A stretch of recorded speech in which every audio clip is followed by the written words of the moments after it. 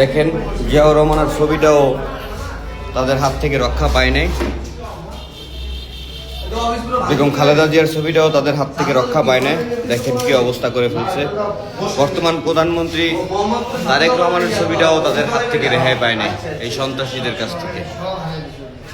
গ্লাসটা ভাঙা, আমাদের প্রতীক, ঠিক আছে, আমাদের প্রতীকটাও ভেঙে ফেলছে এই সন্ত্রাসীরা, মোহাম্মদপুর থানা ছাত্র দলের সন্ত্রাসীরা।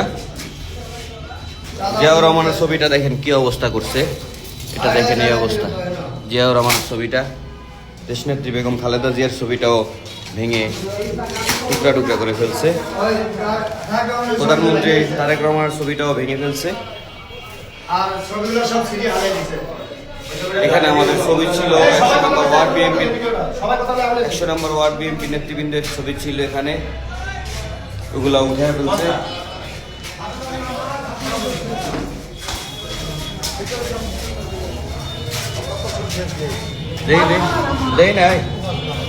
এই যে 100 নম্বর ওয়ার্ড নেতৃবৃন্দের ছবি ছিল, ওগুলো সব বাইরে ফেলা দিচ্ছে।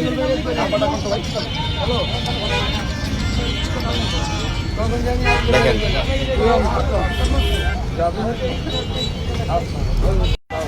এই দেখেন আমাদের ইয়াটা অফিসের যে ওই ইয়াগুলো সব সিএগুলো ফেলা গেছে, সেগুলো আমি দেখতেছি। এই যে আমি তোমাকে দেখাচ্ছি, এই যে সব পোস্টারগুলো আছে এখানে।